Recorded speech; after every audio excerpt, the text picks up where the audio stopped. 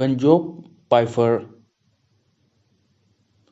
versus Jack Hermanson was announced, the first question that came to my mind was why so soon? I mean, it was very unlike UFC. They like to build up their fighters slowly. They throw them against fighters with different style. Somebody who does wrestling, and some who has good striking. So they build up in a way that when they are thrown into the shark tank of top 10 or top 15, they can hold on their own. They don't get exposed. Because when a fighter who is started to be a superstar in the future, they lose a lot of their hype along with it. So after the fight between Pyfer and Hermanson was announced, I was thinking why so soon, and the first thing that came to my mind was his comment against fighter pay. He did not say that he was unhappy with the fighter's pay, but it was twisted that way, and that was the implications, right? And his story is very different from story of somebody like Paddy Pimlet, Sean O'Malley, who wanted their contract changed before they start to fight into top 10. Even Paddy Pimlet's contract was changed after his second or third fight. So was O'Malley's before he fought Munhoz. But Joe had a different circumstances. O'Malley, after he was signed from Dana White Contender Series, people had expectations from him that he is going to be that next big thing. Paddy came in with the same expectations as well. But Pyfer had a different origin.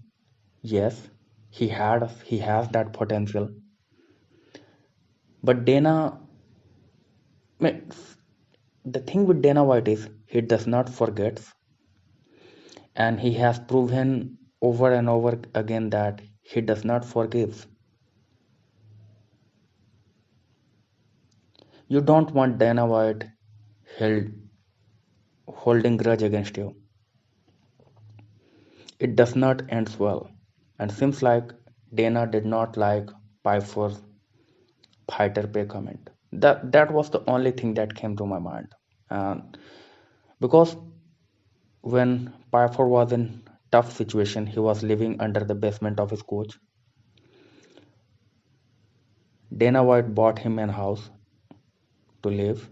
He gave him second chance in the Dana White Contender Series, so he must have been really surprised. And the way Dana White has spoken about him over and over again, it would not have been really hard for him to get a contract bump. Like if you see in the history of UFC, the fighter who has really good relationship with Dana White, they are not only taking care of themselves during their fighting career, even after they are done with fighting as well. Somebody like Dean Thomas, Michael Bisping, they are still employed by UFC. They are offered multiple roles in multiple capacities, and they have even said that during their fighting time they used to receive Christmas bonus from Dana White, which is unheard of. So seems like Pfeiffer lost his party favors, and so that's my 2 cents, and I would love to hear more about you. Then another thing that we are going to talk about is UFC 300 main event and why it is taking so much time for it to be announced. What could be the reason? The first choice was John Jones, which we heard, and it seems that John Jones does not want to come back so soon because he is still healing from an injury. That's understandable. But if it is such a marquee event, it won't be too hard for UFC to make that fight. But that's not the thing, right? A lot of fight does not happen because of the payment issue or UFC is not happy with the matchup. Like, which fight you would have preferred? A fight between Zhang Weili or versus Alexa Grasso, or the fight between Zhang Weili and Yan Xiaonan? So that fight does not happen, even though it made a lot of sense, because Grasso does not have a clear contender, so does Weili. So there are multiple fights which could be made for 300 main event. One of them is Bilal Muhammad, Leon Edwards. Then another is Ankalaev, Alex Pereira. Then there is one fight that nobody talks about, and it could be a big possibility. Depends upon how soon Dricus du Plessis can heal. That is Israel Adesanya versus Dricus du Plessis. And I'll throw in another one which is unexpected, but both fighters have shown their interests. Either Dricus fights move up to 205 and fight Alex Pereira for champ status, or Leon Edwards moves to middleweight and fights Dricus du Plessis for champ status. So the real reason behind why it is taking so long for this fight to happen is the fact that UFC wants to make the good fight, great fight for that event, but it has shown over and over again, unless the one part of the main event is Conor McGregor, another part they don't get their required purse, their demanded purse. UFC wants to make the best matchup possible without paying the best price. It is not like, okay, this is going to be UFC 300 main event. Guys, what do you want? I'm gonna give you that.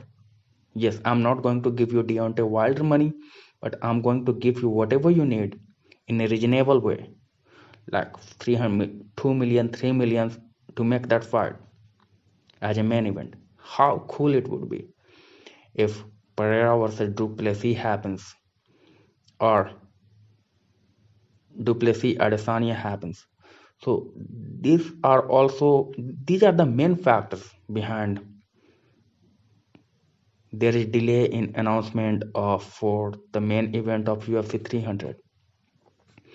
Then there is another thing, like UFC like to have a long-standing champions. That's why a lot of time champions are given decisions in their favor in term if there is a close fight. Because if there is a new champion, they have to do marketing once again, everything from the starts, and it create chaos. So they like a stable champion. So they, since Leon Edward is a new champion, they would not want him to move up to 185 and lose, and then take a long layoff before he returns to defend his belt at 170. They would rather have him fight at 170 regularly. So in the case of Dricus du Plessis, they have seen that Sean Strickland came back and won the fight against Israel Adesanya. They would not want Sean Strickland to touch UFC belt once again.